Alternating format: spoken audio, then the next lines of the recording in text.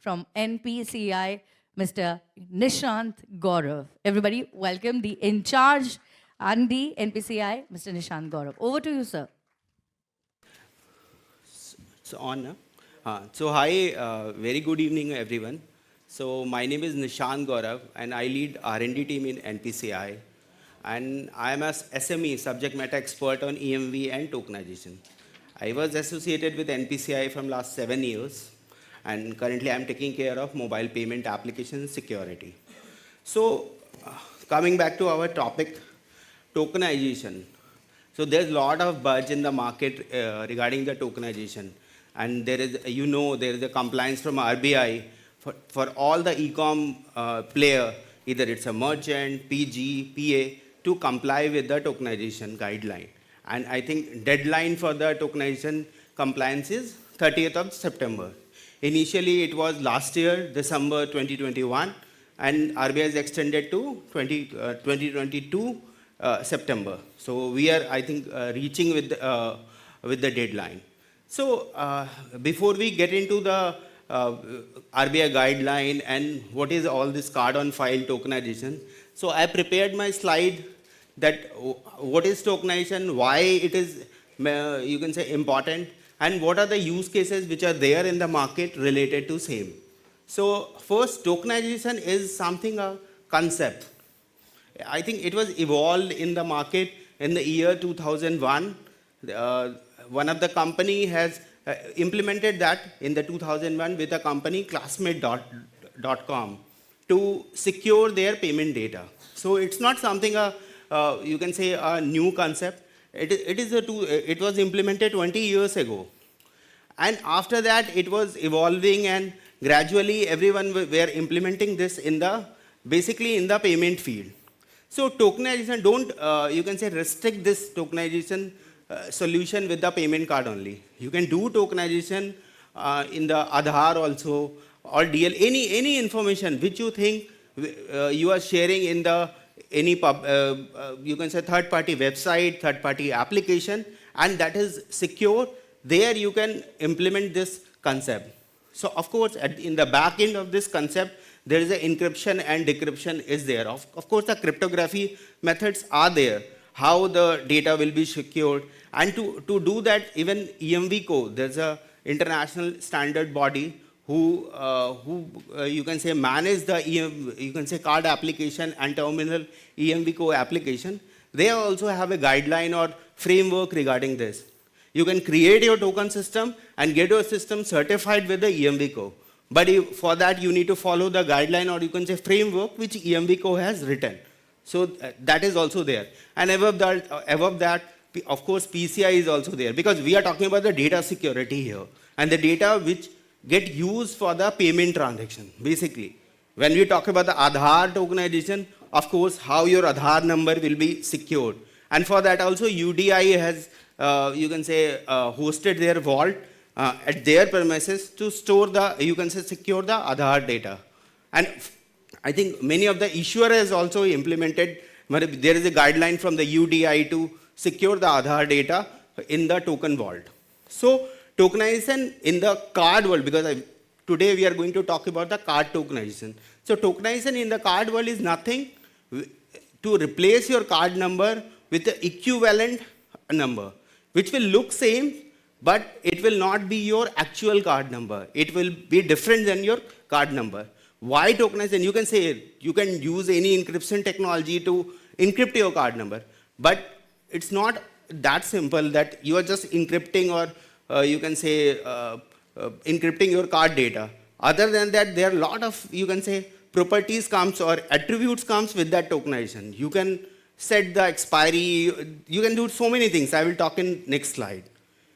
De-tokenization is another world where when you are creating a token, then to get a real card number, when you are getting the real card number, that concept is called de-tokenization. So token means you are converting from PAN to a equivalent card number, and de-token is something when you are reconverting your card number from your token number. Of course, data security and all, you all are aware about that. So these are the, you can say, keywords or attributes which are famous, which are very you can say, famous in the techie world. First is how the tokenization is there in the card environment. One, you can divide this tokenization concept in the card. One is token on file, another is card on file. So there are two use cases are there in market, token on file and card on file. Token on file is something when you are using your card number to do a e-com transaction. So there, when you are generating a token, that concept normally calls a token card on file. So card on file, that comes when you are doing it for the e-com transaction. And token on device is another use case where you are again generating a token, but that token remains on the mobile.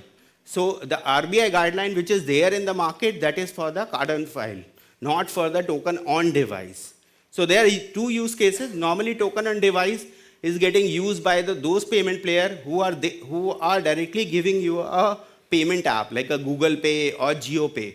So there, what the concept is, you can provision your card, or you can say create a token of your card number, and then after doing that, you can use your mobile phone to do a tap and pay transaction. It is the same like a card present transaction, but the only form factor is getting changed.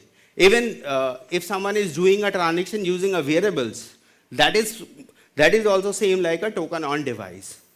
So token on device means token is present on the device which you are using. Token on file means token is somewhere there in the web, not on the device. So like if you are doing a transaction in the Myntra, Flipkart, so those all are the classic example of token on file. Payment token, whenever you are creating a token using your card number, so the token which you get, that we call it is a payment token. And there is another word, token cryptogram. So now, currently how the e-com transaction takes place, you have a card number saved at any e-com website or merchant site. There you just enter the CVV and then you enter the OTP and the transaction goes away. Here, there is a concept that a real-time number, that's a unique number can be generated. That number is called a cryptogram normally in the techie world. Also, some of the network uses that term as a dynamic CVV. So basically, it's you can say a unique number that will get generated every time when you are doing a transaction, just to secure your transaction and to ensure whosoever is initiating the transaction that is having capability to generate that particular unique number, and that number can be verified later on by the scheme or by the issuer. Identification and verification, it's ID and V, it's again a term which everyone uses.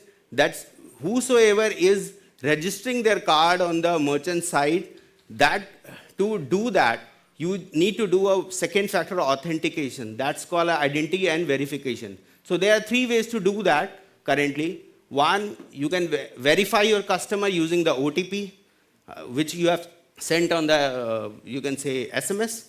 Second, you can verify your customer by sending that OTP on the email.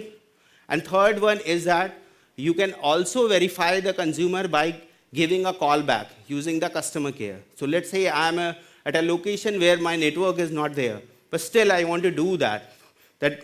So there the customer care will call you and you can re-verify that. So these are the three methods normally followed by all the schemes. In the market, I think you can say as OTP over the SMS is in the practice. Everyone follows that. But additional to that, you can do other two also. There's no restriction. All the network supports all these three methods. When I'm talking about network, I mean to say RuPay, Visa, and MasterCard, because they are only eligible to maintain this token or manage this token life cycle. Then token key attributes, others are, like I was telling, it's not as simple like just an encryption and decryption of a PAN. More than that, when you are creating a token, you can set an expiry of the token. Till what time the token will be valid, either for a year, month, day, or for 10 years, whatever. Normally, in the practice, token expiry is set as a card expiry, but you can set it as less than card expiry also. I think that's a better idea because if the token is getting changed time to time, that will be better. Because if you're not replacing the token, then again there is a risk. What's the purpose of creating the token? Then it's the same like having a card number on the merchant app. Second is token replenishment. So again, this is a replenishment is a term where you can update or you can change the value time to time. So let's say you have a certain expiry of the token for a 3 years or maybe 1 year. And after that, the token need to be updated. Means a new token will be generated. And again, it will be, you can say, stored at the merchant site or TR, wherever you are storing that. That I will tell you later on that how the storing is being done. So to replace a previous token with the new token, that method is called replenishment. So whenever you heard a term replenishment, means you are replacing something. And also in the tokenization, there is a concept of how the token is getting generated. So there's a key associated with the token. And that key is also getting used to generate a unique number which I was talking that takes place in the transaction. So that key is also can be, you can say, replaced time to time. You can set an expiry of that key also. So you can see there are a lot of flexibility there in the concept. You can change the token. You can change the key associated with the token. You can set an expiry. It's all this flexibility which that tokenization provides you. That's why everyone has opted for this. Then LUK is a limited usage key. So the key which is going to use to generate a token is called as a LUK, limited usage key. So let's say you have a device and you're storing a token on that. Along with the token, you can also store keys which will use to generate the token. And you can set an expiry of the key that every time the key will get replaced. So that also reduces the fraud, you can say any of kind of fraud risk, because you are replacing the key as well as the token. So if fraudster is able to retrieve the token, you are changing the token and you are changing the key also. So at any cost of time, it is quite impossible to, you can say, crack that method. Then there is a token reference number. So along with the token PAN, which is now your PAN, which will be used to do a payment transaction, there is another number which is associated with that, is called a token reference number. That reference tells, yes, I am the reference of that particular token. So how it happens, let's say there's a small merchant, any of the small merchant. So every merchant doesn't have a capability to manage the token at their end. And also you can rely on the system that every merchant follow those hygiene to manage the token at their end. So then how the transaction will happen at that merchant side. Let's say you have stored your card number on any of the ABC merchant, and now the merchant is having the token number. So again, the risk lies at the merchant reliability or how the merchant, how much technically sound that merchant system is. So then there is another concept. You can generate a token reference number that will never be used for a transaction. And that merchant will store the reference number. Whenever merchant wants to do a transaction, he will first knock the door of those who is having a token, and he will get a token, and the transaction will be processed. The token reference number is reference to the token, but it is not a real number. It's not but it will never be used for any of the transaction. Then PAR is another concept, payment account, PAN account reference. So let's say I have a card and I have generated, let's say, 10 tokens of that card. Although those tokens will look different, but as a issuer or as a, let's say, TR, if you want to know, does all those tokens which I am generating come and link to the same card number or not? This is only possible when you are storing a card number also. Let's say I am a merchant and my card is with me and my card is with my friend. Both are registered on that particular merchant with a different user ID. So now on that merchant, same card has been registered twice and the two different token has got generated. Now the merchant pain is that how merchant will know whether those two tokens belongs to the same card number or not. Because based on that, merchant will run their, you can say, any benefit programs that if the first time user, first time you will use a HDFC Bank credit card, then you will get such and such benefit. So how that will happen? So for that, there's a reference of PAR concept is there in the market for the token. PAR is same like how issuer currently, I hope you guys understand issuer, bin and all those things. So PAR is something same like how issuer is managing the bin. Like for a bin, if a scheme need to distribute a bin to any bank, scheme need to go to ISO and BIS and EMVCO, and then they need to procure a bin. So in a similar way, for getting a PAR also, you need to get a range from the ISO. So that PAR will be linked with that particular card number. So by using that PAR, as a merchant, you will know that this particular PAR, this PAR is same across all the token, but the PAR will never be used for a transaction. So how it happens? This is your real card number, then PAR, and then multiple tokens are there. So you have a PAR, so you know, okay, all those tokens belongs to the same card number, but that PAR is not going to be used for a transaction. It's only for the reference for the merchant. Then token domain specify where the token, so you can also set a rule against the token that where the token will be used, whether this particular token will be used for an e-com transaction, whether it will be used for any, you can say, card present like a POS transaction, ATM or whatever. So you can set that domain rule also against that particular token. So these are the stakeholders involved in tokenization. So I think this flow shows that customer buys something on you can say any of the website or merchant app, customer enter the card number, and then card gets securely saved at some location which is called a token vault. So those who request a token, let's say I am a merchant, I am requesting, and I am a merchant, and at my merchant, any customer logins and enters their card number. So I am requesting a token from a scheme. Let's say NPCI is the scheme, I am requesting a token from that. So that particular requester becomes a token requester. So that entity who is requesting a token on behalf of a consumer, that entity is called a token requester. Second, there is a stakeholder called a token service provider. Those who is providing the token services to all the merchant. So that entity can only be a scheme. So MasterCard, Visa and RuPay, that can only be a token service provider. Other than that, issuer can also be a TSP. That is something, a guideline given by RBI. So though, like if a SBI is an issuer, so all the SBI card can be managed by SBI as a TSP also. Other than that, scheme can also act like a TSP because scheme issues the card with the different issuers. So TSP can only be a scheme or issuer, but not other than that.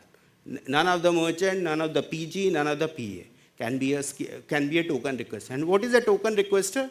Token requester is an entity who manages the token lifecycle.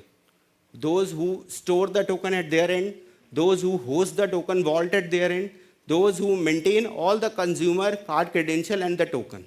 So the entire facility of giving the tokenization solution is managed by the TSP. So RuPay, Visa, MasterCard is a TSP. Any of the PG, let's say Razorpay, PayU, those are the TR, and then merchant is Flipkart, Amazon, whatever. That merchant can also be a TR. There are guidelines from the different scheme that's who can be a TR or who cannot. Because if you start giving a TR license to everyone, then it will be difficult to, you can say, manage that, what are the hygiene they are maintaining at their end. So that's why there is a technical eligibility criteria given by a scheme that who can be a TR, who cannot be a TR. So normally big merchant applies for a TR license from a scheme, and small merchant relies on the PA and PG to be a TR. So Razorpay, PayU and all this entity act like a TR also, and they are a PG license from RBI too. And the merchant who are connected with those, all the small merchants, they are acting like a merchant. So they are not storing any token number, they are just storing a reference number. Because using that reference number, they are just knocking the TR door to give a token. And then TR is, you can say, connected with the TSP to provide the token and maintain the token life cycle. So token life cycle means maintaining the, you can say, token credential, generating the token, whenever the token is getting expired, updating the token, a replenishment of the token and the associated key with the TR. So this is the job of a normal TR. Now, token on device. So those terms or the discussion which I was having with you, that is with respect to card on file tokenization. So there is also concept of token on device. Token on device is something you have a, let's say in India, I think Samsung Pay has launched this and Google Pay has also launched this. Jio is doing some pilot on this. This is also not a very new concept. This is also an old concept, very famous in Singapore. Everyone uses that. But the challenge of this particular solution is that you need to have a NFC-enabled phone. So this is one drawback, or you can say a limitation. Because why you need that? Because you are having a card credential in the device, and now when you are doing a transaction on a POS or ATM, then how will you establish the connection? For that, the device need to be a NFC-enabled device. For using a Bluetooth also it can be done, but none of, I think, technology provider or scheme prefers that method because that takes a lot of battery power. So that's why no one prefers that. So the first thing is that for token on device, you need to have an NFC-enabled phone. How it works, I will get into detail how this token on device implemented in the market. So how it works, you have a Google Pay application at your end. You open that and it will ask, registered your card. You entered your card number, expiry, CVV. They will do your verification using all this IDNV method, which I have explained to you, SMS, OTP, or customer care calling. Once it is done, your card will be registered on the Google Pay. Now it is not it's just a number that has got registered. In that particular payment application, whatever the you can say application which was there on your card, that is also present. So now your phone, after doing that, your phone becomes like your physical card. So all those EMV transactions which you are currently processing by dipping the card or tapping the card, so that exactly the same method will be applied for the transaction which will be enabled from the device also. So it will be an EMV transaction initiated from the device. Of course, it will be a contactless because there is no dipping inside. So how the transaction is happening, that is with the NFC. After registering your card, the card gets personalized on your device. And after the personalization, as the device is a non-secure zone, that's why you need a tokenization there. Because if you're not replacing the card number with the token, then again your data can be compromised. You can connect your Android on your mobile, on your laptop, and then you can go through all those data. So that's why the card, it is important to tokenize the card before you personalize in the mobile. So when someone says that I will tap my phone for doing a transaction, then it's a token on device, and it is exactly on the same line how your EMV contactless card works. So all the guidelines with respect to EMV contactless card, 5,000 and all, that applies here also. So, and for the issuer, because the transaction is getting initiated by the device, so by the device number mapping and all, issuer will be able to know you are doing a transaction using your device, not using your physical card.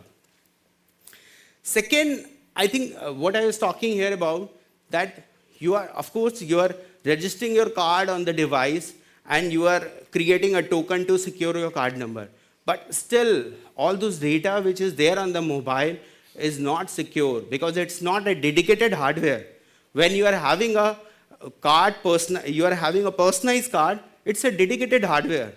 After the personalization, the card has got logged. You cannot open the card and do anything. There's no way. Of course, there's a reader by which you can go through the card application. But all those will be static data. But when you are registering your card on the mobile, in case of token on device, then the entire SDK, the entire application can be, you can say, copied by anyone in the token on device. So then how it will happen? For that, there is a mechanism in the market which called white box cryptography. That term is very famous. Those who implement token on device, they follows the white box cryptography to secure your application or data which are associated with the card. Because it's not only a card number, expiry, CVV, entire things will get personalized. So that is getting secured by white box cryptography. But the problem with WBC is that, one, it is very complicated, very complicated. You will not find anyone in India, hardly, who can work on WBC and give you a something application on that. And if someone will be able to do that, then your app size will get increased. Of course, there are methods in the market, or there are company in India, MNC, who works on that, who have expertise on that, but it's a very complicated subject. So again, if you're not implementing WBC, then there's a chance that fraudster can copy your data. There's a chance. Because as a technology provider, it's your job to secure the consumer data. You cannot rely on your boss, kuch nahi hoga. You cannot say that. Na? The technology which you are giving, you need to be very foolproof, or you need to be very sure that it cannot be tampered by anyone. If it's got tampered, then again you need to work on advanced technology. That is something how cryptography works now. Previously DES tha, second DES aaya, triple DES aaya, RSA hai. Now everyone is working on ECS and all. Because koi crack karta hai, to then someone comes with another version. So that is how the technology evolves. So for that, there's another method. Just a second. So for that, there is another method called a secure element. So token on device can be divided into two, you can say, usage or implementation. One is SC, host card emulation, that is based on white box cryptography. And second one is secure element. What is the secure element? Secure element is something creating your secure area on a particular hardware. So let's say this is a room. In this room, I have kept my laptop here. Anyone can access that. Of course, I can create a logical boundary and all. But if I create a special room for keeping my laptop and I will lock with my keys and all, then no one can access. I'm sure no one can access. So that's in a hardware, creating a separate space for your application is secure element. So how it can be done? There are 2-3 ways to do that SE. One, you can have an embedded SE, where whenever a mobile manufacturer is manufacturing their phone on their, you can say, motherboard itself, they can put a secure element. That's an additional chip for you, and in that chip, you can personalize your own application. So of course, most of the OEM, that's a mobile manufacturer, put additional hardware, and they go to the market and say every schemes, you can put your application in that particular secure area. So that's creating a dedicated hardware on a particular device is a secure element. So one is embedded secure element, that's creating a dedicated hardware on the mobile device. Another is UICC, by creating a dedicated hardware on the SIM also. Because everyone has a phone. Now, if you want to do a payment transaction, you can create a dedicated hardware on the SIM also. That also you can do. So that telecom provider, that's a Vodafone, Idea, along with their tech partner like IDEMIA, GND, all these all are, I think, number one SIM card manufacturer in the world. I think GND is something who has created SIM card first time. So they are the, you can say, that. Huh.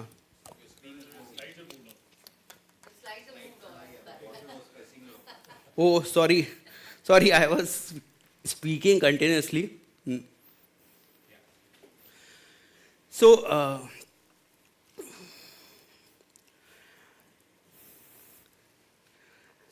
secure element, I was telling that. So second is UICC. You can create a secure area on a SIM also, and the third one is the you can also create a secure element on the micro SD card. Like you put a micro SD card on the mobile phone. There also you can create a secure element. Apple Pay, by the way, works on that secure element. So now all the Apple Pay, that on all the Apple device, they have a dedicated secure hardware, and there they put their Apple Pay application. Google Pay works on that SC model. Samsung Pay also works on that SC model. Geo works on that SC model.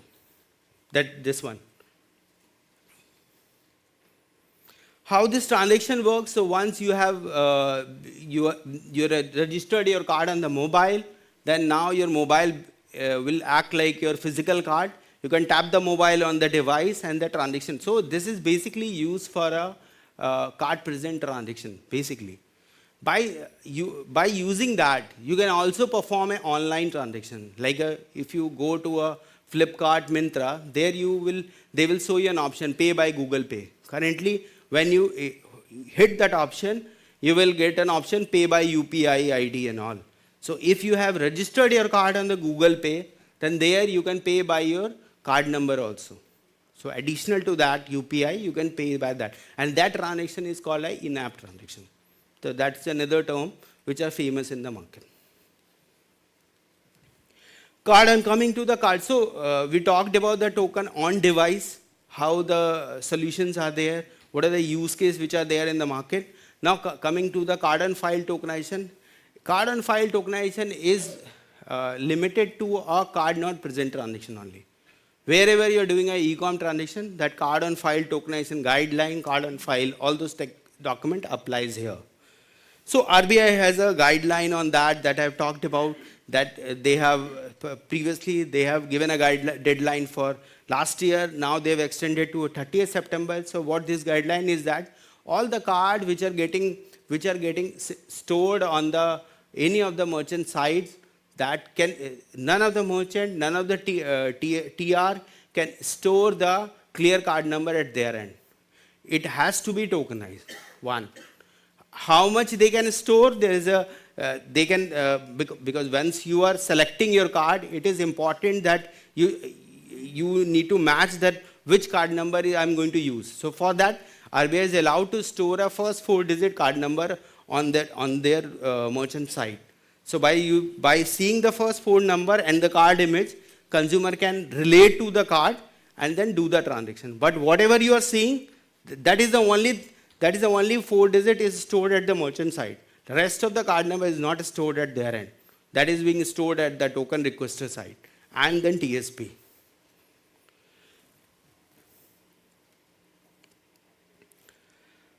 So TR can store token number and merchant is allowed to store token reference number.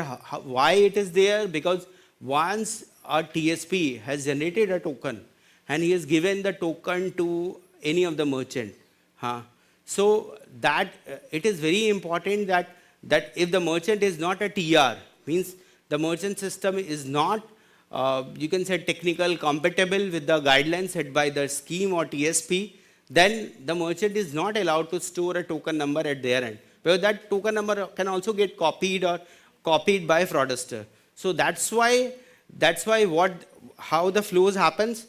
The TR merchant knocks the TR door to generate a token, and the TR is connected with the TSP, and TSP gives back the token number to the TR along with the token reference number.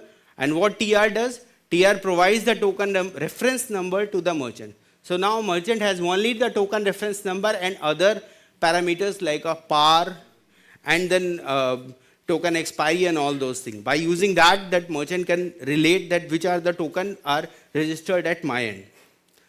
Token reference number is unique as per each token and par is unique as per each card. So that is something I have explained to you, that whenever you are generating a token, your token reference number will get changed, but the par will never get changed. Token expiry can be set same as card expiry maximum. Or you can set a lesser than card expiry also.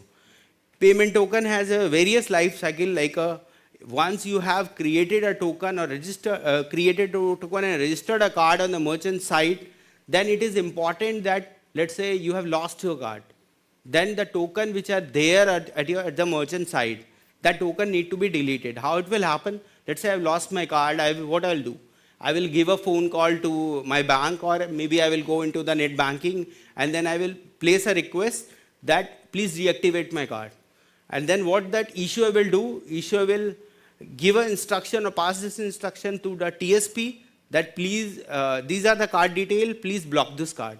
What TSP will do, TSP will pass on this message to the TR that these are the detail, I am blocking this card. So no more, whenever you will now try the transaction using the token, that token is not valid now.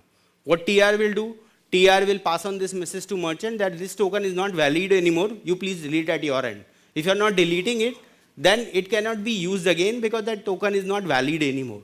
So these all communication happens via API. So normally TSP provides API by which you can activate your card token, deactivate your token, delete your token, change your keys. So all those parameters, which are all these features which I was talking about, these comes under the token lifecycle APIs.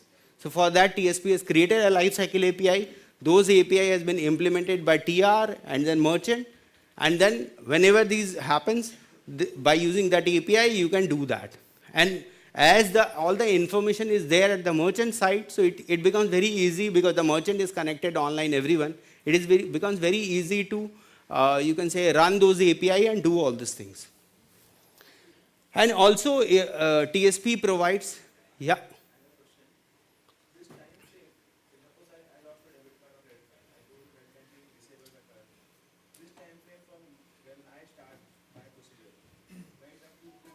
It's a real time, sir.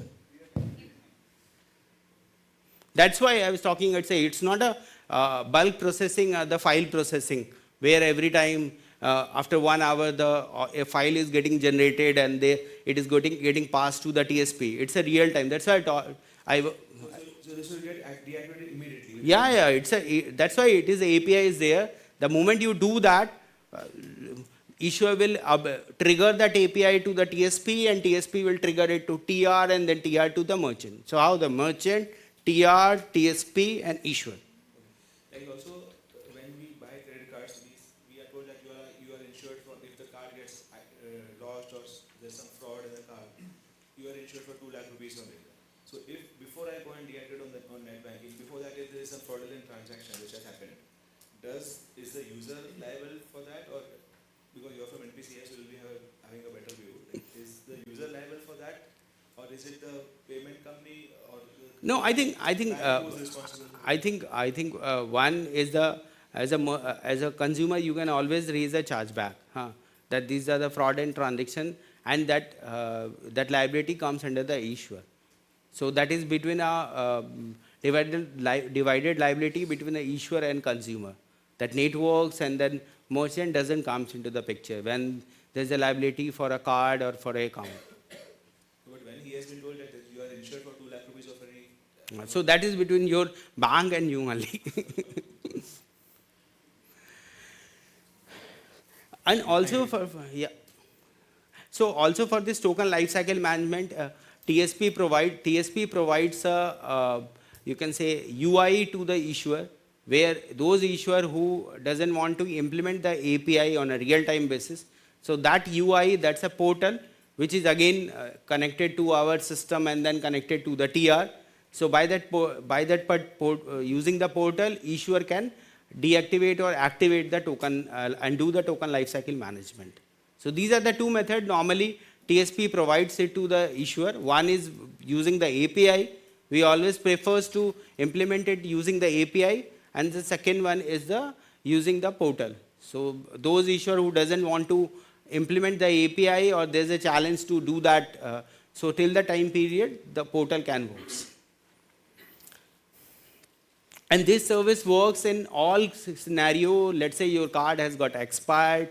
So in that also, that by using the portal, the creation of the request of the creating new token can be given. So this is a flow for the card on file tokenization. So how it happens normally? So as a consumer, let's say this is the first time you are logging into any of the merchant app or merchant website. This applies to both browser and the merchant app. You are logging into the merchant app and you are entering your card number. So after entering your card number, there are two options. One, as a consumer, you don't want to do a payment transaction, you just want to register your card. Or second, you are doing a payment transaction and there that merchant shows that option to you that do you want to save your card detail or not. If you tick that option, means you have given a consent to the merchant that yes, you are allowing that merchant to store your card number. So how it happens? The moment you have ticked that, first your payment transaction will get completed. After the payment transaction, provisioning will happen. Provisioning means registration of the card. Provisioning is related with when you are registering a card on any of the app or merchant site and you are generating a token. So provisioning will happen. How that will happen? That merchant will send a request to the TR and TR will send a request to the TSP that these are the card detail. I want to register this card. Please generate a token. What that TSP will do, TSP will generate all the token credential, PAR, reference number, expiry, keys and everything and give back to the TR. And TR will pass on the reference number to the merchant. If the PG and the TR is different, let's say I'm a merchant, my transaction goes with a payu, but my token generation method, I have a, you can say, agreement with the Razorpay, who is acting as a TR on behalf of my merchant. But that Razorpay is not routing my payment transaction. Then there will be two entities involved in the transaction. One who will fetch the token or generate the token from the TSP, and another who will pass on the normal transaction to me. So during a card registration and payment, first what happens? First, the payment transaction gets completed, then the tokenization provisioning request takes place. Because why? Because we don't want to, you can say, disturb the consumer behavior. If we start registering the token first, and during that if the transaction get failed, then as a consumer you will feel, oh, card to chalta nahi hai. So your payment transaction first should get completed, then this token generation and registration will happen. If that got failed, you will get a method card cannot get saved. Excuse me? Sorry, the topic. So I'm asking questions. This card tokenization which you told and save the card is same thing? Yeah. Save your card for future reference. Save your card. Previously, you were just storing the card number on the merchant side. Now, there's a technology behind it that whenever you are saving your card number, the merchant cannot store the real card number. So for that, the merchant need to go to the TR and TSP to get a token and store the token number at their end. What are the chances of, if I click on save my card for future reference, what are the chances of fraud? These fraudsters will get this, they will get this past OTP on No, because how this merchant is connected to TR, that's a dedicated network. And then again the TR is connected with the TSP with the dedicated network, one. Second, when we are getting a request from a TR for generating a token, we are validating the TR also. So there is a, you can say, first the handshake happens between the TR and the TSP, whether it's a genuine TR or not. So there is some, you can say, technical mechanism in place where we identify the TR first. So there's no way any fraudster can come in between, because the connection between the TR and NPCI and as a TSP is dedicated, one. And then there is a server and SSL certificate, all those handshaking happens. So that there's a, I will not say it's impossible, but there is no chances because that's a dedicated network. And this two-factor authentication and all this stuff which has come right now. Yeah. So tokenization and all. This is earlier implemented in foreign countries. We are just copying it now. No. I think none of the country has mandated this card on file tokenization. In US, you will not find this regulation is there. I think here, RBI has come up with this idea to mandate this particular, you can say, tokenization at all the merchant side. Guest checkout is something where you don't want to store your card number. You just want to process a transaction using your card number. And then, so if you do that, then every time when you are logging into that merchant side, you need to enter your entire card number. And this is a token-based transaction. So how the transaction happens? First, the merchant has a token reference number. And now, the moment you hit the button, pay with using this save card. So what will happen? The token reference number and associated detail which merchant has, merchant will pass on this request to the token requester. And then token requester will pass on this request to the TSP. I have got a token fetch message from a merchant for initiating a payment transaction. Please provide me the credential. Now you can say that TR has the token number. Why he is going to the TSP again? Yes, because we want to be very sure that the merchant who is having a token reference number is not having the token PAN. Because if I will not do this, then I will never ever be sure that whether the merchant has having the real token PAN or he is having only the token reference. Then creating this entire reference par that will never help. So that's why at the time when the TR is fetching the token from me using an API, what I do, I create a cryptogram.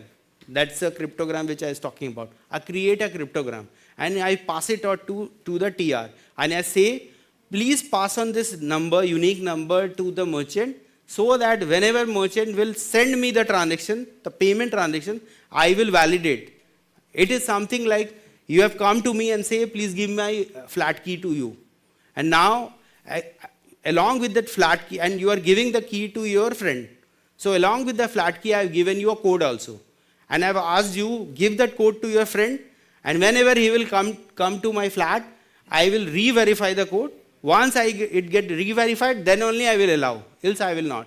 So this is something how the fetching a cryptogram from the TSP helps for a payment transaction. So now that, this is 5 minutes, I think. So now, as the merchant has got that cryptogram and then token reference detail, now he can initiate the payment transaction using all those credentials. And he can send the transaction via the PG, which is linked with that. So here, two entity comes into the picture who is connected with the merchant, one PG and another TR. It can happen the PG and TR can be same. That's it, I think, from my end. So I have two questions. Yeah. First is, now the payment gateways are not allowed to store even the card in encrypted format, right? So how the use case of offers will work? So earlier how it used to happen is, whenever customer has transacted, PG used to store that card number in an encrypted format. And whenever he is coming again, the card PAN was again verified and that offer was applied.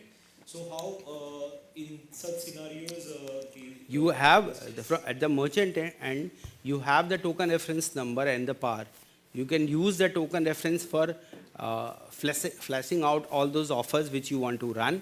Now the pain comes that it can happen that one card has got registered many times. So I'm talking about the scenario where the consent is not given. you just describe me the offer which you want to talk about.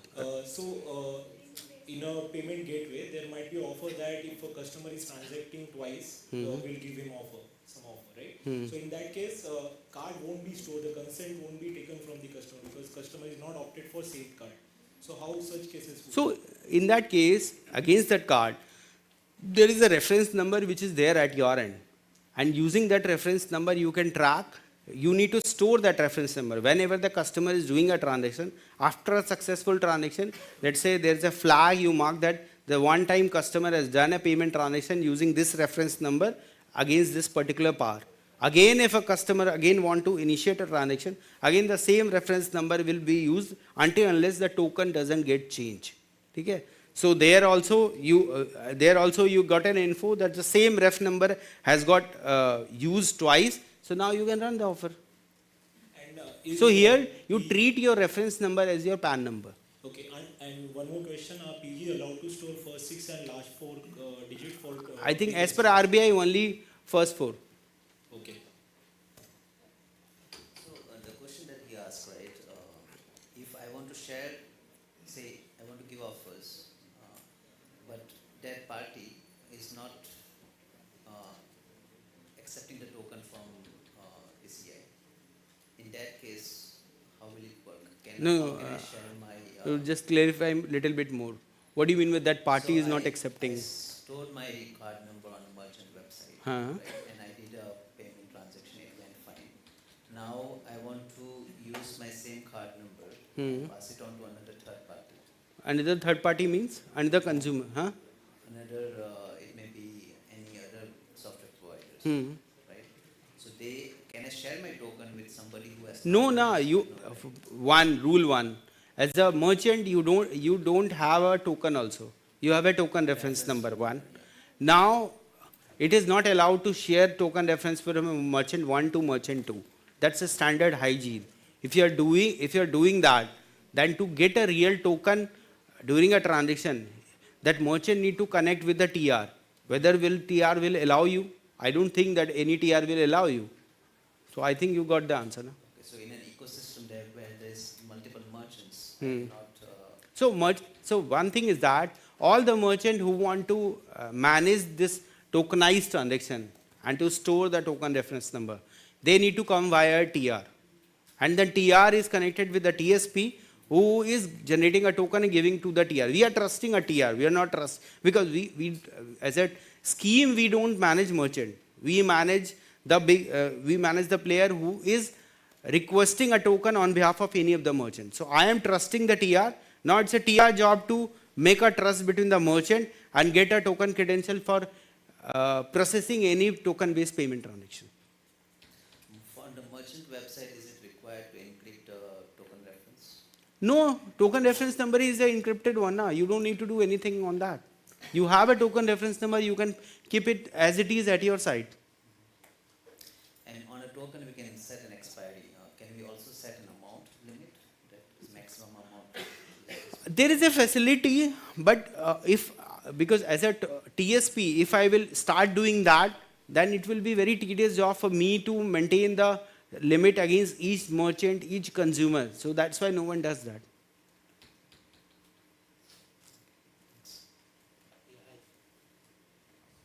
Yeah, hi, Nishant.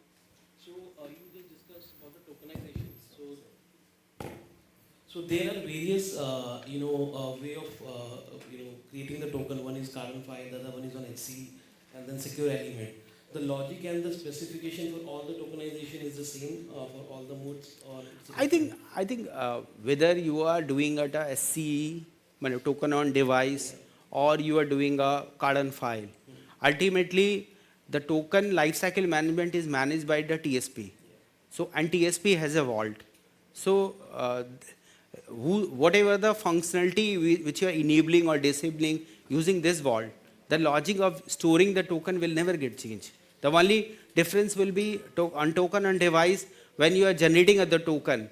So that entity who is requesting the token, like let's say you are doing it on a Google Pay, then there Google Pay itself is a merchant and he is acting like a TR also. He is directly connected with the TSP and he is getting a token credential for storing it on the device.